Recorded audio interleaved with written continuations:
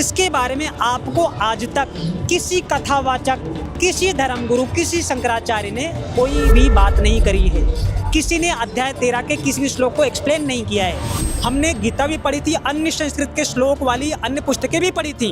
तो संस्कृत का भी ज्ञान है कि काल ब्रह्म को देखकर आपको व्यथित होना है, आपको घबराना है, आप घबराओगे और अर्जुन घबराता है। नकली कथावाचक या नकली धर्मगुरु, मैं नकली इसलिए बोल रहा हूँ क्योंकि वाकई में इनको ज्ञान नहीं है। इन्होंने बिना ज्ञान के अपने धंधे मंद ना हो, इन्होंने गीता के ज्ञान पे आक्षेप किया है, संत रामपाल जी महाराज जी के ज्ञान पे आक्षेप किया है। तो आपको शब्द से शब्द लेकर चलेंगे। संस्कृत कोई बहुत बड़ी हवा नहीं है। आप और हम भारत में पैदा हुए, हिंदी आती है, हिंदी के वर्ड भी संस्कृत से ही आए हुए हैं। इनकी उत्पत्ति प्रकृति से होती है। प्रकृति संभवा, प्रकृति मतलब दुर्गा जी, संभवा मतलब उत्पन्न होना। संस्कृत का शब्द है संभवामि। संभवामि मतलब होता है उत्पन्न होना। गुणाः अव्ययम् देहिनम् देहे निबध्नन्ति। दोस्तों वीडियो बेशक थोड़ा सा लंबा होगा, लेकिन आपको बहुत सारी जानकारी मिलने वाली है। वीडियो थोड़ा लंबा है, बोर हो जाओगे ऐसा सोचते होंगे, लेकिन इस वीडियो में आप बिल्कुल भी बोर नहीं होने वाले, क्योंकि आपको प्रमाण इतने सटीक दिखाए जाएंगे जो आपने कहीं भी नहीं देखे होंगे। मतलब सटीक प्रमाणों से विश्लेषण किया जाएगा पवित्र गीता जी का।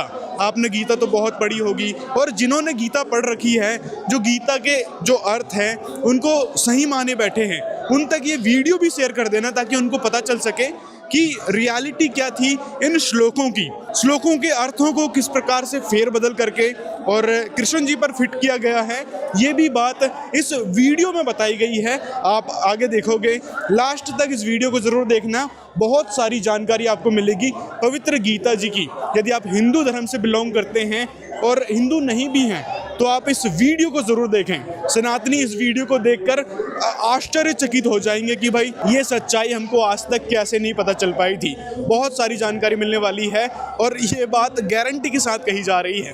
तो चलते हैं आगे वीडियो में। सर, हमको काल ब्रह्म के बारे में बताइए, क्योंकि आपके गुरुदेव संत रामपाल जी महाराज बार बार काल ब्रह्म काल काल काल कहते रहते हैं। क्या है ये काल? संत रामपाल जी महाराज जी ने जो ये गीता जी का वैदिक ज्ञान खोला है, ब्रह्म ज्ञान खोला है, उसमें बड़े ही स्पष्ट शब्दों में स्पष्ट अर्थ किया गया है कि काल ब्रह्म अन्य शक्ति है और परमात्मा कोई अन्य शक्ति है। आज तक दोस्तों जितने भी गुरु हुए हैं, उनके चेले हुए हैं, किसी ने भी सदग्रंथ आपको इस प्रकार से खोल के नहीं दिखाया जिस प्रकार से संत रामपाल जी महाराज जी के आश्रम में आपको खोल के दिखाए जाते हैं। मतलब सदग्रंथों को खोल कर ही आपको शास्त्र अनुकूल भक्ति संत रामपाल जी महाराज बताते हैं, सदग्रंथों के अनुसार ही भक्ति बताते हैं। अध्याय 8 का श्लोक नंबर 13 है। ये देखिए, ये लिखा है, ओम इति एकाक्षरम ब्रह्म व्याहरन माम अनुस्मरन यह प्रयाति त्यजन देहम सह याति परमाम गतिम। मेरी भक्ति का, मुझ ब्रह्म का केवल एक अक्षर, एक मंत्र ओम है। जो ये भक्ति करेगा वो मेरी वाली परम गति को प्राप्त होगा। ठीक है, तो ये ब्रह्म का मंत्र है और गीता का ज्ञान देने वाला ये ब्रह्म है। अब ब्रह्म के बारे में हम और भी काफ़ी सारी चीज़ें डिस्क्लोज करेंगे। आज आपको बताएंगे कि ब्रह्म अपने बारे में क्या कहता है और अपने से अन्य परमात्मा के बारे में क्या कहता है। ये भगवत गीता है, गीता प्रेस गोरखपुर से प्रकाशित है और जय दयाल गोविंद का इसके अनुवादक है। ये भगवत गीता का अध्याय 2 का श्लोक नंबर 12 है। इसमें भगवत गीता का ज्ञान देने वाले ब्रह्म भगवान अर्जुन को क्या कहते हैं, न तो एव अहम जातु न आशम न अत्वम न इमे जनाधिपाः न च एव न भविष्यामः सर्वे वयम अतः परम। इसका मतलब ये होता है, न तो ऐसा ही है कि मैं किसी काल में नहीं था, तू नहीं था, ये राजा लोग नहीं थे, और ऐसा ही नहीं है कि इसमें आगे हम सब नहीं रहेंगे। इसका मतलब ये जन्म मृत्यु में है। इसलिए अर्जुन को बोल रहा है कि अर्जुन, तेरे भी जन्म हो चुके हैं, मेरे भी जन्म हो चुके हैं और आगे भी जन्म हमारे होते रहेंगे। इसका मतलब कि पहले भी मैं था, मेरी मृत्यु के बाद भी मेरा पुनर्जन्म होगा और मैं दोबारा अस्तित्व में आऊँगा, और अर्जुन तेरा भी दोबारा अस्तित्व में आना होगा। तो एक तो ये श्लोक हो गया। अब हम आगे चलते हैं अध्याय 4 के श्लोक नंबर 5 और 9 में। ये भगवत गीता का अध्याय 4 का श्लोक 5 है। ये गीता ज्ञान देने वाले भगवान ब्रह्म कहते हैं, बहूनि में व्यतीतानि जन्मानि तब च अर्जुन तानि अहम वेद सर्वाणि न अत्वम वेत्त परंतप। हे परंतु अर्जुन, मेरे और तेरे बहुत से जन्म हो चुके हैं, उन सबको तू नहीं जानता, मैं जानता हूँ। इसमें स्पष्ट क्लियर है, स्पष्ट भाषा में लिखा है कि तेरे और मेरे बहुत जन्म हो चुके हैं और उस जन्म को तू नहीं जानता, मैं जानता हूँ। अब यहाँ पे ये श्लोक के बाद में एक अगला श्लोक है जिसको नकली धर्मगुरु, जिन्हें परम तत्व का ज्ञान नहीं है, वो इस श्लोक को लेके आम लोगों को भड़काते हैं, बोलते हैं कि संत रामपाल जी महाराज जी अगला श्लोक नहीं बताते हैं। तो उसके लिए भी अगला श्लोक भी संत रामपाल जी महाराज जी ने क्लियर किया है। हम उसका शब्द और अर्थ आपको बताने जा रहे हैं। देखिएगा, अध्याय 4 का श्लोक नंबर ये 6 है। अजः अपि सन अव्या आत्मा भूतानाम ईश्वरः अपि सन प्रकृतिम स्वाम अधिष्ठाय संभवामि आत्मा माया। इसका ये अनुवाद जो है, ये अनुवाद काफी जगह गलत है। इसका सही अनुवाद संत रामपाल जी महाराज जी अपनी पुस्तक गीता तेरा ज्ञान अमृत, ज्ञान गंगा और अन्य पुस्तकों में किया है। तो दर्शक उसको जाके देखें।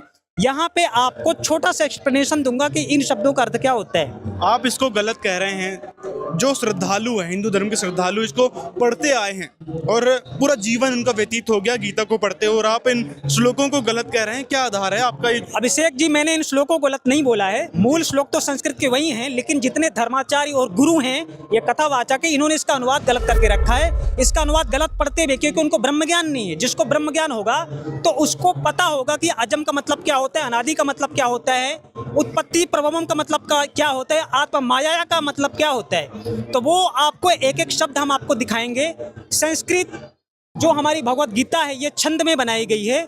छंद में सभी जो श्लोक हैं बिखरे होते हैं और छंद भी कई प्रकार के होते हैं। तो उन छंद को, उन शब्दों को समेट कर उनके अर्थ को, भावार्थ को, जो हमारा मेन डिस्कोर्स है, जो परमात्म तत्व है, उसको जब वर्णन करेंगे तो उसको कोरिलेट भी करेंगे, डिफरेंशिएट भी करेंगे। तो उन सभी शब्दों के अर्थ भी अलग अलग हो जाते हैं। और सही अर्थ और भावार्थ सिर्फ संत रामपाल जी महाराज जी ने किया है, क्योंकि इसके पहले हमने गीता भी पढ़ी थी, अन्य संस्कृत के श्लोक वाली अन्य पुस्तकें भी पढ़ी थी। तो संस्कृत का भी ज्ञान है। अब हम आपको दिखाते हैं कि इनका मतलब क्या होता है जी। गीता ज्ञानदाता इसमें कहता है, अहम अजः अव्यय आत्मा। अहम मतलब मैं, अजः मतलब अजन्मा होता है। तो गीता ज्ञानदाता, ब्रह्म का जन्म नहीं होता है। इसके बारे में सूक्ष्म वेद में बताया कि इसकी उत्पत्ति शब्द शक्ति से हुई है, और ये जब जन्म लेता है दोबारा, जब इसकी मृत्यु होती है तो इसका जन्म शब्द शक्ति से होता है। तो माँ के गर्भ में ना आने को भी अजः बोलते हैं, अज बोलते हैं, अजन्मा बोलते हैं। ठीक है। फिर दूसरा शब्द है अव्यय आत्मा। आत्मा का मतलब होता है जीवात्मा, अव्यय का मतलब होता है अमर, अजर, अविनाशी। तो आत्मा तो किसी की भी नहीं मरती है। हम हैं, आप हैं, जितने देवी देवता हैं, जितने अन्य पशु पक्षी हैं, इन सभी की आत्मा का विनाश नहीं होता है। ये भगवत गीता ही कहती है। तो अव्यय आत्मा का मतलब ये होता है कि मैं अजर, अमर, अविनाशी आत्मा हूँ। अब हम आगे इसी श्लोक में चलते हैं। इसमें अगर कोई नकली कथावाचक या नकली धर्मगुरु, मैं नकली इसलिए बोल रहा हूँ क्योंकि वाकई में इनको ज्ञान नहीं है, इन्होंने बिना ज्ञान के अपने धंधे बंद ना हो, इन्होंने गीता के ज्ञान पे आक्षेप किया है, संत रामपाल जी महाराज जी के ज्ञान पे आक्षेप किया है। तो आपको वर्ड टू वर्ड, शब्द से शब्द लेकर चलेंगे। संस्कृत कोई बहुत बड़ी हवा नहीं है। आप और हम भारत में पैदा हुए, हिंदी आती है, हिंदी के वर्ड भी संस्कृत से ही आए हुए हैं। संस्कृत थोड़ी सी मेहनत से आप पढ़ सकते हैं, समझ सकते हो। और अध्यात्म मार्ग के जो शब्द होते हैं उसको समझने के लिए आपको पूरे ज्ञानी, पूर्व ज्ञानी संत की जरूरत पड़ती है। तो आज वो पृथ्वी पर पूर्ण ज्ञानी संत रामपाल जी महाराज जी हैं, उसका छोटा सा नमूना पेश करते हैं आपको। इसमें आगे शब्द में लिखा है भूतानाम ईश्वरासन। भूतानाम मतलब होते सभी प्राणियों का। ये काल ब्रह्म के ब्रह्मांड में जितने प्राणी हैं इसके अधीन हैं, तो इनका ईश्वर है ये भूतानाम ईश्वरा। इसने अपने आप को सभी प्राणियों के ईश्वर कहा है। इसके अंदर में 21 ब्रह्मांड है। इसका प्रमाण सूक्ष्म वेद में मिलेगा, और इसका प्रमाण ऋग्वेद के मंडल 10 सूक्त 90 मंत्र 3 और 4 में दिया हुआ है। उसमें 3 सृष्टि के बारे में बताया है। ऋग्वेद मंडल 10 सूक्त नंबर 90 मंत्र नंबर 1 से लेकर 5, और आगे भी 3 सृष्टि, 3 पुरुष का वर्णन है, जिसमें लिखा है कि एक तो क्षर पुरुष है जो 1000 भुजा का भगवान है, जिसको सहस्त्रबाहु कहते हैं। वो तो क्षर पुरुष है, सहस्त्रबाहु है, जिसका हमारा प्रमाण भगवत गीता में भी मिलता है अध्याय 11 में। और ऋग्वेद में मंडल 10 के सूक्त 90 मंत्र नंबर 1 में लेकर सहस्त्रबाहु। फिर आगे के जो मंत्र हैं ऋग्वेद में, उसमें लिखा है कि अक्षर पुरुष, इससे बड़ा भगवान जिसको ब्रह्मणा कहा गया है।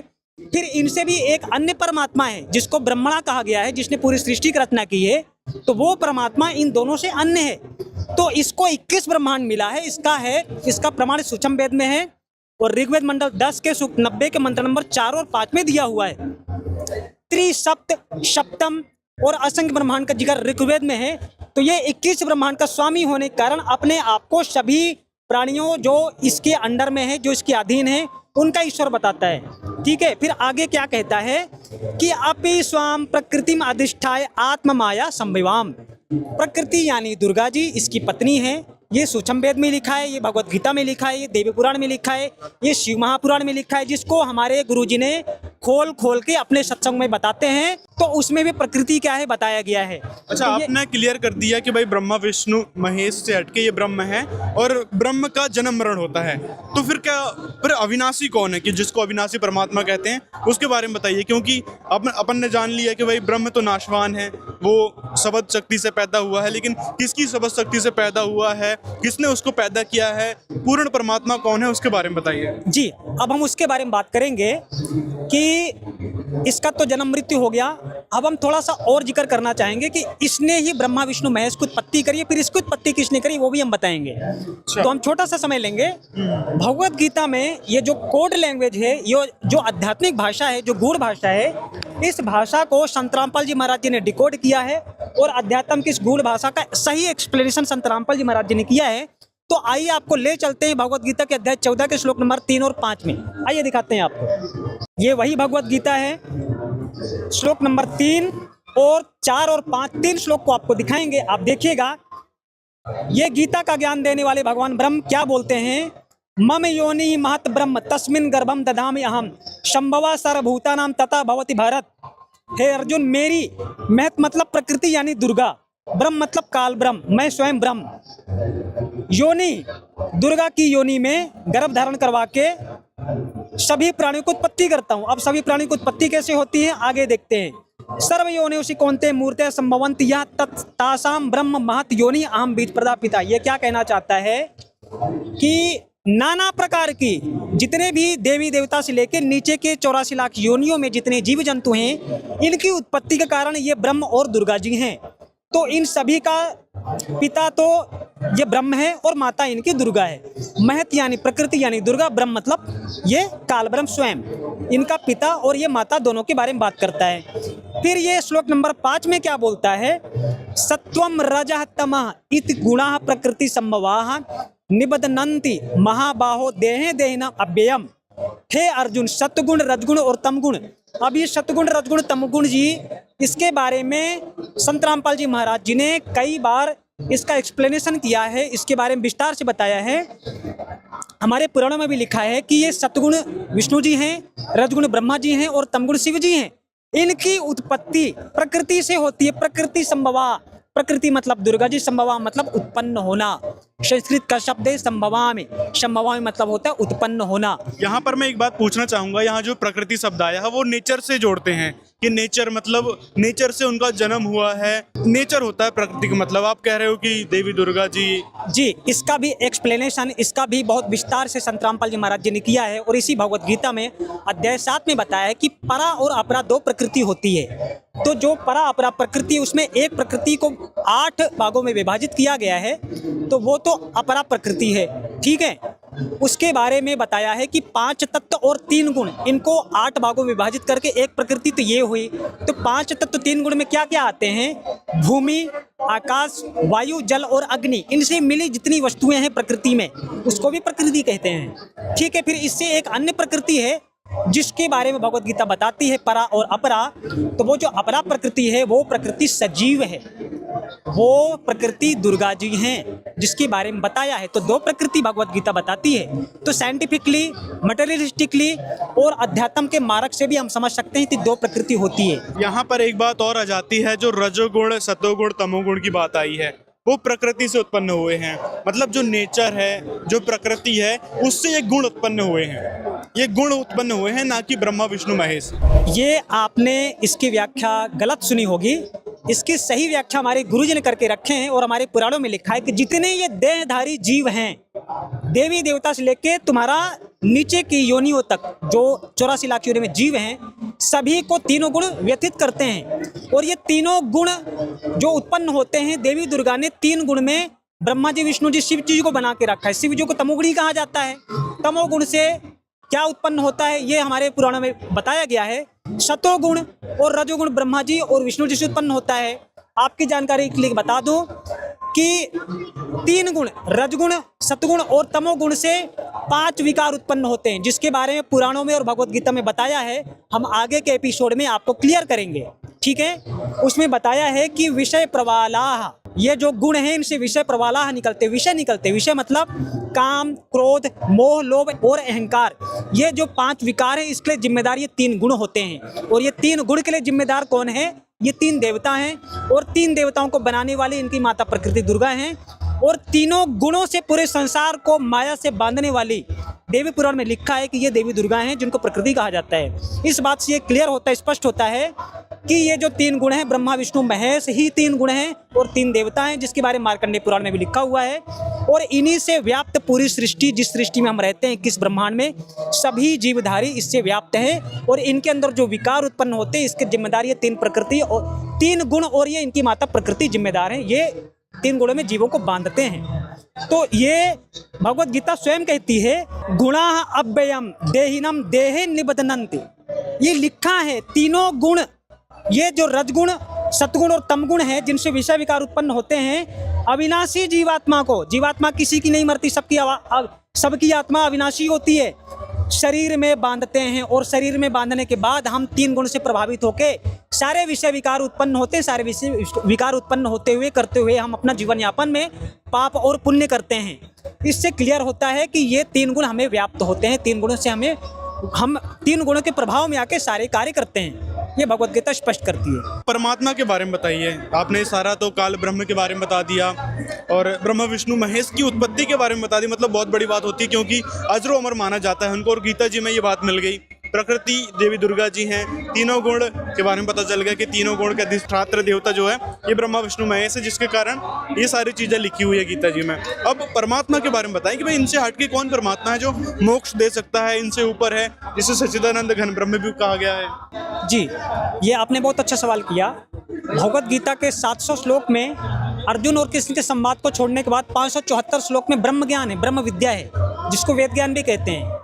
तो उस 574-76 श्लोक में कम से कम 74 टाइम्स, 74 श्लोक में अन्य परमात्मा के बारे में जानकारी दी हुई है। तो उसमें कुछ चंद श्लोक के बारे में हम चर्चा करेंगे कि वो परमात्मा कौन है। सबसे पहले चलेंगे अध्याय 2 के श्लोक नंबर 17 में। अध्याय नंबर 2 के श्लोक नंबर 17 में बताया है, अविनाशी तु तत्विद्धि येन सर्वम इदम ततम विनाशम अव्यय अस्य न कश्चित कर्तुम अर्हति। इसका मतलब है कि नाश रहित तो उसको जान जिससे यह संपूर्ण जगत दृश्य वर्ग व्याप्त है। मतलब जिस परमात्मा की शक्ति पूरे संसार में व्याप्त है, नाश रहित तो उसको जान, उस परमात्मा को जान जो संपूर्ण जगत में व्याप्त है। इस अविनाशी का विनाश करने में कोई भी समर्थ नहीं है। ये गीता ज्ञानदाता से अन्य परमात्मा के बारे में अध्याय 2 से ये पहला श्लोक है। अब हम आपको और आगे ले चलते हैं, जिसमें परमात्मा के बारे में बताया हुआ है कि गीता ज्ञानदाता ब्रह्म से कोई अन्य परमेश्वर है, ठीक है, जो अविनाशी है, सबका धारण पोषण करता है, जिसके लोक में जाने के बाद आपको शाश्वत स्थान यानी अजर अमर लोक और शरीर और शाश्वतम शांति, हमेशा के लिए चिर शांति मिल जाएगी। ये भगवत गीता है, अध्याय 8 का श्लोक नंबर 20। एक्चुअल में भगवत गीता में 3 सृष्टि 3 पुरुष के बारे में जानकारी दी है, जिसके बारे में शॉर्ट में आपको बताना चाहूँगा, फिर इस श्लोक को एक्सप्लेन करूँगा। अध्याय 7 के श्लोक नंबर 24 में प्रथम अव्यक्त है, जो ब्रह्म है, जो अपनी योग माया से छुपा रहता है, सबके सामने नहीं आता, महाब्रह्मा महाविष्णु महाशिव के रूप में अपनी लीला करता है। और अध्याय 8 के श्लोक नंबर 17 में उस परब्रह्म के बारे में जानकारी दी है कि वो परब्रह्म जिसके अंडर में 7 संग ब्रह्मांड हैं, उसके बारे में अध्याय 8 के श्लोक नंबर 17, 18, 19 में बताया हुआ है कि वो अव्यक्त दूसरा है। इन दोनों अव्यक्त से एक तीसरा भी अव्यक्त है, जिसको अविनाशी परमात्मा कहा जाता है। तो भगवत गीता अध्याय 8 का श्लोक नंबर 20 में उसके बारे में जानकारी, आइए आपको दिखाते हैं। ये है भगवत गीता का अध्याय 8 का श्लोक नंबर 20। परः तस्मात् तु भावा अन्य अव्यक्ता अव्यक्तात सनातना यह सा सर्वेषु भूतेषु नश्य अत्सु न विनश्यति। परंतु उस अव्यक्त यानी परब्रह्म से भी परे दूसरा अन्य जो सनातन परमेश्वर, सनातन अव्यक्त, अव्यक्त मतलब परोक्ष, जो परमात्मा है, जो परमेश्वर है, जो सनातन है, जो अजर अमर है, वह परम दिव्य पुरुष सब भूतों के नष्ट होने पर भी नष्ट नहीं होता, वो अविनाशी परमात्मा है। ये गीता ज्ञानदाता से अन्य है। आइए अब आपको अध्याय 15 के श्लोक नंबर 17 में लेके चलते हैं, जिसके बारे में अविनाशी परमात्मा के बारे में बताया है। ये श्लोक नंबर 15 है। इसमें 3 पुरुष 3 सृष्टि के बारे में वर्णन है। अध्याय 15 के श्लोक नंबर 16 में बताया, द्वौ इमौ पुरुषौ लोके क्षरा च अक्षरा एव च क्षरा सर्वाणि भूतानि कूटस्थ अक्षर उच्यते। दो पुरुष, क्षर पुरुष और अक्षर पुरुष, ये दो प्रकार के पुरुष इस नाशवान लोक में बताए हैं। ये दोनों पुरुष भी नाशवान हैं, इनकी सृष्टि भी नाशवान है। इनके ब्रह्मांड में जितने प्राणी हैं उनकी आत्मा तो अविनाशी है और इनके शरीर सभी के नाशवान हैं। फिर अध्याय श्लोक नंबर 17 में बताया है कि उत्तम पुरुषा तो अन्य परमात्मा इति उदारता है, यह लोकत्रयम् अविश्ववर्ती अव्यय ईश्वरा। तीन सृष्टि, तीन पुरुष और तीन लोक में, तीन लोक मतलब ब्रह्म और परब्रह्म और परमाक्षर ब्रह्म का जो लोक है, इन तीनों लोकों में संपूर्ण सृष्टि को धारण करने वाले, पालन पोषण करने वाले उत्तम पुरुष, उत्तम भगवान परमेश्वर तो कोई अन्य ही है, जो गीता ज्ञानदाता से अन्य है, जिसके बारे में गीता ज्ञानदाता कहता है कि वो अन्य परमेश्वर है। तो ये तो अविनाशी परमेश्वर हो गया। और आपको जैसा हमने खाया पिछले श्लोकों में कि गीता ज्ञानदाता ब्रह्म अजर अमर नहीं है, जन्म मृत्यु में है। हाँ, इसकी जन्म माँ के गर्भ से नहीं होती, ये अजन्मा है, क्योंकि इसकी उत्पत्ति शब्द शक्ति से परमात्मा के बनाए विधान अनुसार होती है। अब हम आगे और जानते हैं परमात्मा के बारे में, और भगवत गीता में जो उस परमेश्वर की पूजा के बारे में लिखा है उसके बारे में बात करते हैं, उसके बारे में जानते हैं। अब इसी भगवत गीता में अध्याय 9 के श्लोक नंबर 7, 8 और 9 में बताया है, ये काल भगवान काल ब्रह्म क्या कहता है कि मैं प्रकृति को अधीन करके एक कल्प के अंत में तीन लोक के प्राणियों का, पाताल लोक, मृत्युलोक और स्वर्गलोक, देवलोक के प्राणियों का, देवता, जीव जंतु, मनुष्य, सुर और असुर सभी का विनाश करता हूँ और दोबारा इनको पैदा करता हूँ। यानी ये काल ब्रह्म, ये काल भगवान हमें पैदा करता है और मारता है। लेकिन अध्याय 18 के श्लोक नंबर 62 में ये बताया है कि वो परमेश्वर आपको शाश्वत स्थान, शाश्वत शरीर और शाश्वत शांति देता है। जिस लोक में जन्म मृत्यु हो रहा है, जिस लोक में आप 84 लाख योनि में जा रहे हो, पाप कर्मों के कारण नरक में जा रहे हो, पाप और पुण्य दोनों करके आपका जन्म मृत्यु हो रहा है, स्वर्ग और नरक जा रहे हो, तो उस लोक में आपको शाश्वत शांति या अजर अमर शरीर नहीं मिल सकता है। वो तो कोई अन्य ही परमात्मा है, जिसके बारे में अध्याय 18 के श्लोक नंबर 62 में लिखा है। अध्याय 18 के श्लोक नंबर 62 में चलने से पहले हम आपको दिखाएंगे अध्याय 9 का श्लोक नंबर 7, 8, 9। आइए दिखाते हैं आपको। ये वही भगवत गीता है, हम आपको दिखाएंगे अध्याय 9 का श्लोक नंबर 7, 8, 9। ये अध्याय 7 में गीता ज्ञानदाता ब्रह्म क्या कहता है, सर्वभूतानि कौन्तेय प्रकृतिं यान्ति मामिकाम कल्पक्षये पुनः तानि कल्प आदौ विसृजामि अहम्। इसका सीधा सा मतलब होता है कि हे अर्जुन, कल्प के अंत में, कल्पों के अंत में, कई सारे कल्प के अंत में सब भूत मेरी प्रकृति को प्राप्त होते हैं, अर्थात प्रकृति में लीन होते हैं, यानी मेरी मृत्यु को प्राप्त होते हैं। और कल्पों के आदि में, यानी जब कल्प शुरू होते हैं, उनको मैं फिर रचता हूँ। तानि अहम पुनः विसृजामि। तो कल्प क्या होता है, आपको ये नकली धर्मगुरु कल्प के बारे में ही जानकारी नहीं देते हैं। आपको कल्प के बारे में हमारे जो शास्त्रों में लिखा है, जो हमारे गुरुदेव भगवान ने ज्ञान दिया, उसके बारे में बात करते हैं। 4 युगों को मिलाकर एक चतुर्युग बनता है। जैसे कि हमारे शास्त्रों में लिखा है कि कलयुग 4,32,000 वर्ष का होता है। तो 4,32,000 वर्ष में 2 का गुणा करने पर आपको द्वापर युग की आयु मिलती है, 3 का गुणा करने पर आपको त्रेता युग की आयु मिलती है, और 4 का गुणा करने पर आपको सतयुग की एग्जैक्टली आयु मिल जाती है। तो इन चारों युगों को मिलाकर एक चतुर्युग बनता है, जिसकी उम्र होती है 43,20,000 वर्ष। और इस प्रकार 1000 चतुर्युग को मिला के एक कल्प बनता है। एक कल्प ब्रह्मा जी का एक दिन होता है, और इतने ही कल्प की एक रात्रि होती है। ब्रह्मा जी के एक दिन जब समाप्त होता है, तो ये मृत्युलोक, स्वर्गलोक और पाताल लोक में देवता, असुर, मनुष्य और सभी प्राणियों का विनाश होता है। ये विनाश कौन करता है? ब्रह्मा विष्णु महेश का पिता काल ब्रह्म करता है, दुर्गा जी को प्रेरणा करके, प्रकृति को प्रेरणा करके, कि अब इन सभी जीवों को ब्रह्मलोक में अपने उदर में समेट लो। ये प्रकृति को आदेश देता है। इसलिए यहाँ पे बताया है कि प्रकृति यान्ति मामिकाम प्रकृति में यान्ति, प्रकृति को ही प्राप्त होते हैं। और प्रकृति का स्थान, प्रकृति का जो लोक है, दुर्गा जी के लोक है, ब्रह्मलोक में बताया गया है। ये हम आपको देवी भागवत में भी दिखा चुके हैं, और हमारे गुरुजी की पुस्तकों में इसका पूरा प्रमाण से दिया हुआ है। तो ये ब्रह्म क्या कहता है कि ये जब कल्प खत्म होता है, एक दिन जब ब्रह्मा जी का खत्म होता है, 1000 1000 चतुर्युग का एक दिन ब्रह्मा जी का खत्म होता है, वो कल्प का अंत होता है। उस समय तीनों लोकों में, पाताल लोक में, मृत्यु लोक में और स्वर्गलोक के सभी देवताओं को विनाश होता है। तो ये काल ब्रह्म हर कल्प के अंत और आदि में इनको मारने का कार्य और इनको विसृजा में उनको उत्पन्न करने का कार्य ये काल ब्रह्म करता है। और परमात्मा के बारे में अध्याय 18 के श्लोक नंबर 62 में आपको बताएंगे। आप ध्यान रखिए, जहाँ जन्म मृत्यु है, पाप पुण्य है, स्वर्ग नरक है, वहाँ पे शाश्वत स्थान और शांति वहाँ पे नहीं हो सकती है।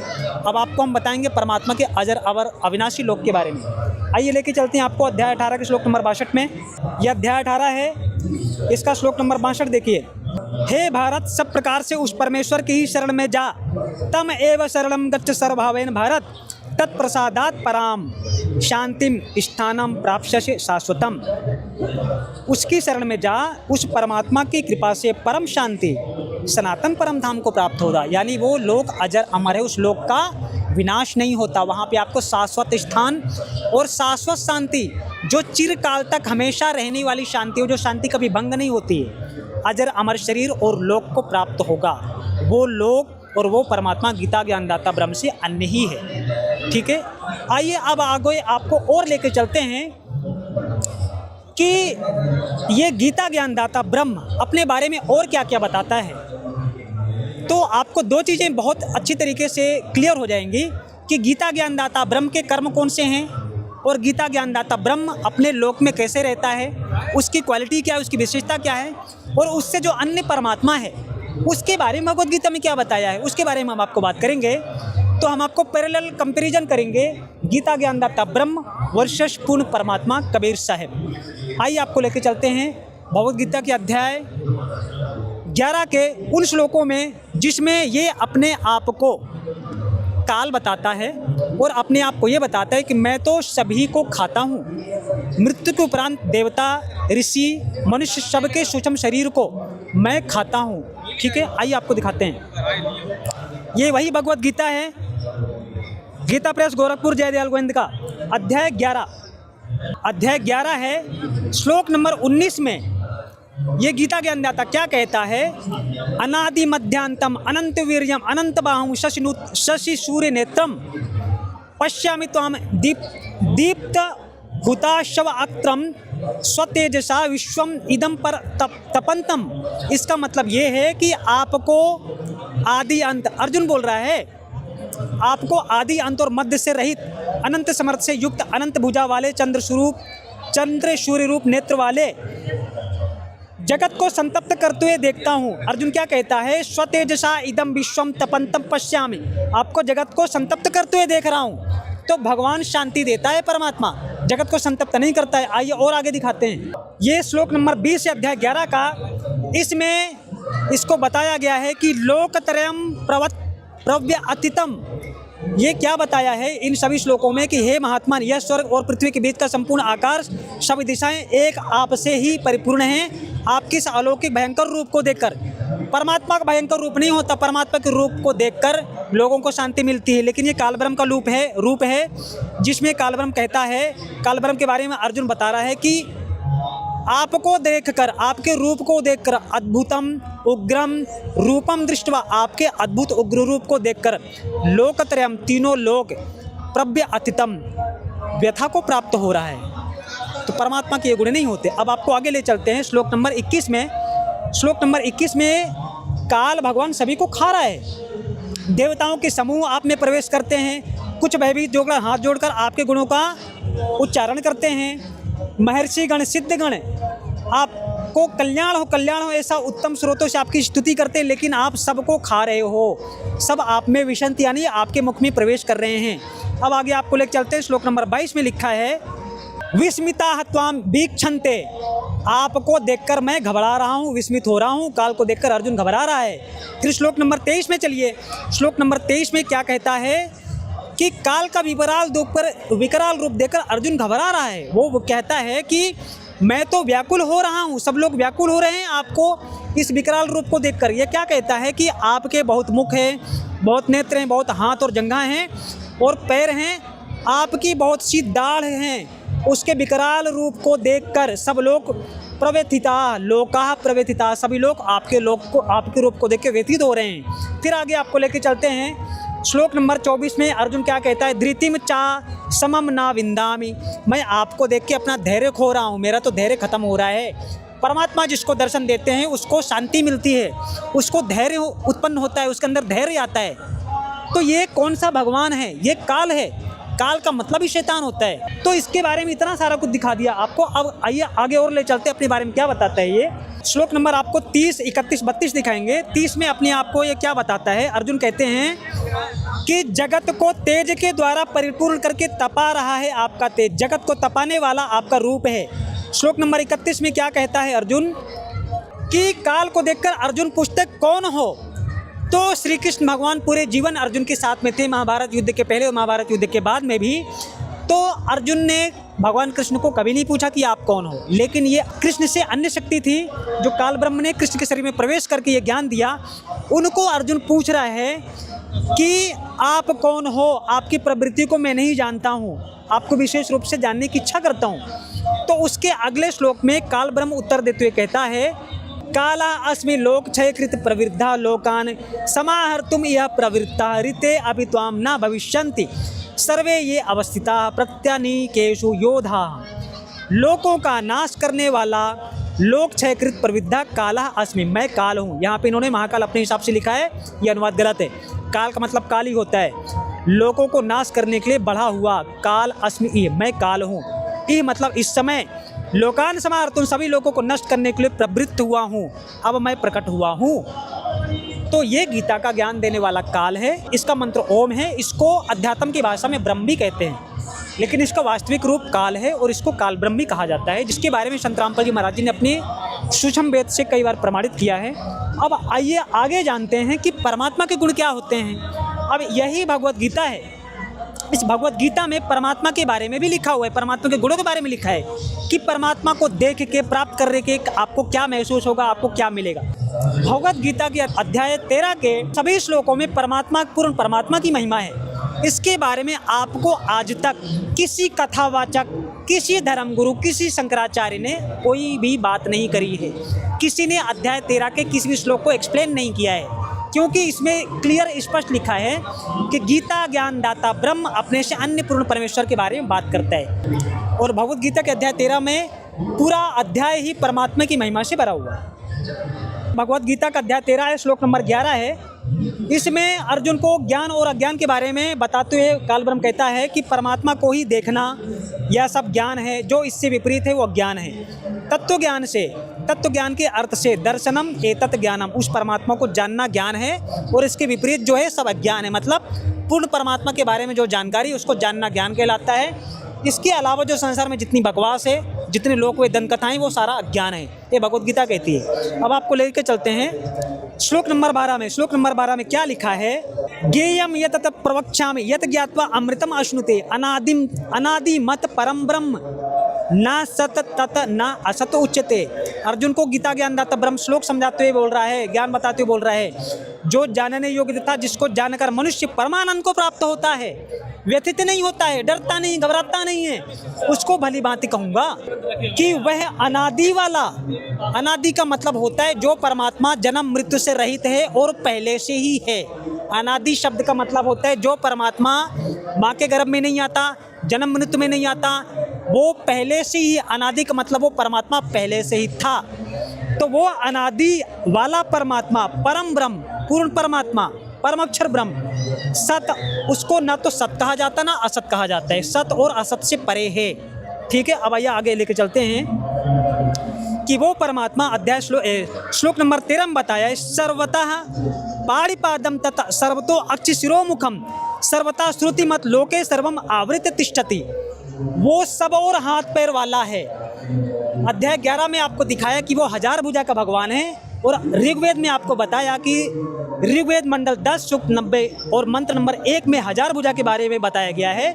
और उसी ऋग्वेद के मंडल 10 सूक्त 90 मंत्र 3, 4, 5 में बताया है कि वो जो परमात्मा है, पूर्ण परमात्मा है, वो सब और हाथ पैर और मुख वाला है। उसके एक रोम में ही पूरी सृष्टि, ये 21 ब्रह्मांड 7 ब्रह्मांड बसे हुए हैं।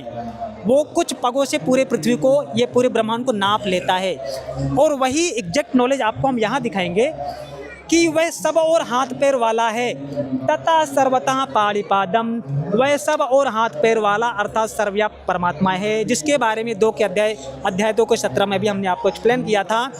सब और नेत्र सिर और मुख वाला है, वो 1000 नहीं अनंत सिर और मुख वाला है भाई, वो सर्वव्यापी है। सब और कान वाला है, सर्वथा श्रुतिमत, यतः लोके सर्वम आवृत तिष्ठति, और सब लोकों को व्याप्त करके अपने लोक में तिष्ठति, विराजमान भी है, वो साकार है। आइए आपको लेके चलते हैं श्लोक नंबर 14 में क्या बताया है कि वो परमात्मा भूतानां वही अंताचा चरा अचरम एव च तत् सूक्ष्म तत्वात् अविज्ञेयं च अंतिके च दूरस्थम तत्, वह सभी प्राणियों के अंदर और बाहर है, चर अचर भी वही है, और सूक्ष्म होने से वो इतना सूक्ष्म है कि उसको तत्व ज्ञान से ही जाना जा सकता है। सही स्थिति जानी जाए, अविज्ञेय का मतलब होता है जिसको बिना तत्व ज्ञान के ना जाना जाए, सही स्थिति ना जानी जाए वो अविज्ञेय है। अविज्ञेय का मतलब होता है जिसकी सही स्थिति को जानने के लिए तत्वदर्शी जन की खोज करनी पड़े, जिसकी सही स्थिति ना जानी जाए वो अविज्ञेय है। तो उस अविज्ञेय का ज्ञान कराने के लिए संत को आना पड़ता है, परमात्मा को स्वयं आना पड़ता है। तो अविज्ञेय की परिभाषा ये होती है,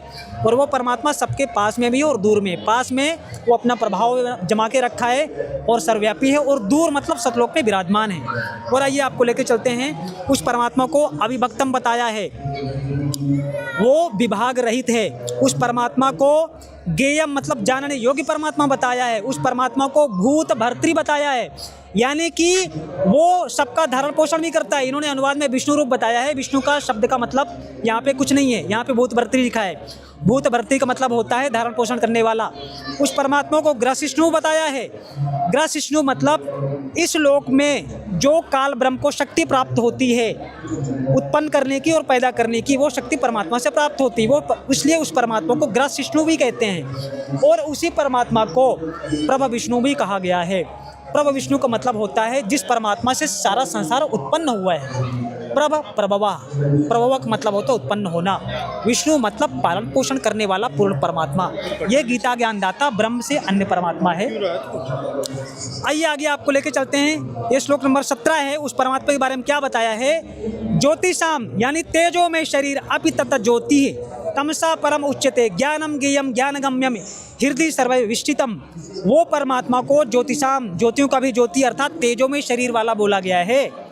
और उस परमात्मा को तमसा परम उच्यते, वो अज्ञान अंधकार से परे है। उसके बारे में जानने के लिए आपको ज्ञान की जरूरत पड़ेगी, तत्व ज्ञान की जरूरत पड़ेगी। इतना आसानी से आप परमात्मा को नहीं जान सकते हैं। तो तमसा परम उच्यते बोला जाता है। उस परमात्मा को ज्ञानम ज्ञेयम ज्ञानगम्यम बोला गया है। ज्ञानम ज्ञेयम ज्ञानगम्यम का मतलब होता है कि उस परमात्मा को तत्व ज्ञान से आप जान सकते हो, अदरवाइज आपको उस परमात्मा के बारे में जानकारी नहीं मिलेगी। तमसा परम उच्यते, उसको अज्ञान अंधकार से परे बोला जाता है। आइए आपको लेके चलते हैं आगे के श्लोकों में। आगे के श्लोकों में परमात्मा के बारे में बताया कि वो सर्वस्व हृदय विष्टितम, वो परमात्मा सबके हृदय कमल में भी निवास करता है। और आपको और आगे लेके चलते हैं। श्लोक नंबर 20, श्लोक नंबर 21, श्लोक नंबर 22, श्लोक नंबर 23, इन सभी श्लोकों में परमात्मा के बारे में जानकारी दी है। हम आपको थोड़ा सा पढ़ के सुनाएंगे। उस परमात्मा के बारे में ये जो अध्याय 19, 20 और 21 का और 22 का जो 21 का जो श्लोक है उसके बारे में ये बताया है कि वो पूर्ण परमात्मा ने ही प्रथम प्रकृति यानी जो अविनाशी लोक में प्रकृति है, जो सारी संसार को टिका के रखती है, उसकी उत्पत्ति करने वाला, प्रकृति को उत्पन्न करने वाला भी वो परमात्मा है। उस परमात्मा के बारे में फिर आगे और क्या बताया गया है कि वो परमात्मा उपदृष्टा है, अनुमंता है, भर्ता भोक्ता महेश्वरा है। परमात्मा इतिचा अपि उक्ता देहे अस्मिन् पुरुषा परा, कि यहाँ पे गीता ज्ञानदाताओं ने इसके बारे में थोड़ा सा अनुवाद गलत किया है। इसका सही अनुवाद ये है कि वो परमात्मा इस देह में स्थित, पुरुषा मतलब आत्मा इन्होंने कहा है, पुरुष मतलब परमात्मा होता है।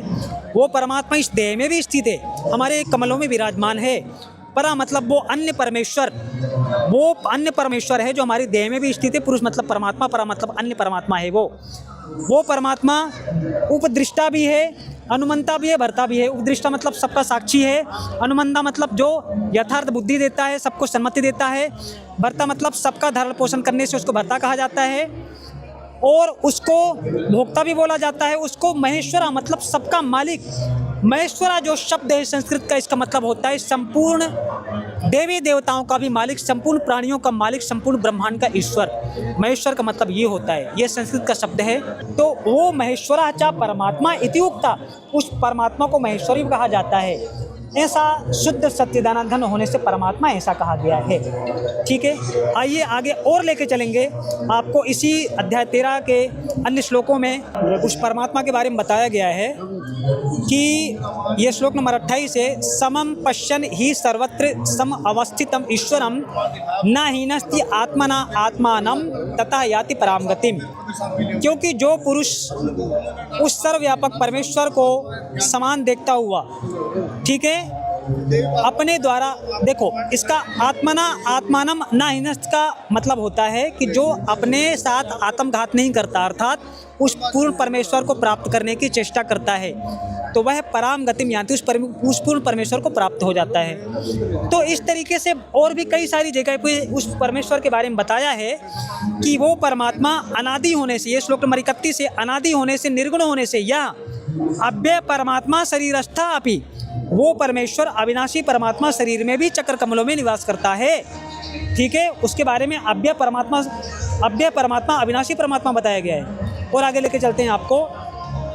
वो परमात्मा ना तो लिप्त होता है कर्मों में और ना तो कुछ करता है इस काल ब्रह्म के लोक में। ठीक है, और वो परमात्मा के बारे में 32 और 33 और 34 के बारे में और भी बहुत सारी जानकारी दी है। तो वो परमात्मा के बारे में हमें ये जानकारी मिलती है कि उस परमात्मा को प्राप्त करने के बाद हमें अजर अमर अविनाशी लोक प्राप्त होगा। और तो हमने इतने सारे शब्दों से आपको प्रमाणित किया, इतने सारे भगवत गीता के श्लोक से प्रमाणित किया कि काल ब्रह्म को देखकर आपको व्यथित होना है, आपको घबराना है, आप घबराओगे, और अर्जुन घबराता है। और ये काल ब्रह्म तो इस लोक में तीनों लोकों को नष्ट करता है और पूरा ब्रह्मांड में नष्ट होता है। इसका जिक्र हम अगली वीडियो में करेंगे, अगली बार करेंगे। भगवत गीता में और भी बहुत सारे प्रमाण हैं, गुणरेश हैं।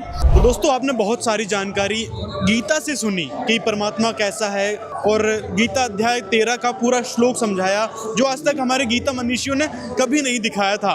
तो ये थी परमात्मा की सच्चाई, ये थी काल ब्रह्म की सच्चाई, ये थी ब्रह्मा विष्णु महेश त्रिगुणों की सच्चाई। तो वीडियो कैसा लगा कमेंट में हमें ज़रूर बताएं। आपकी कोई राय है, कोई शंका है, कुछ पूछना चाहते हैं तो कमेंट भी कर सकते हैं। कमेंट में अपनी राय भी ज़रूर बताएं, अपनी शंका भी ज़रूर बताएं। मिलते हैं अगले वीडियो में।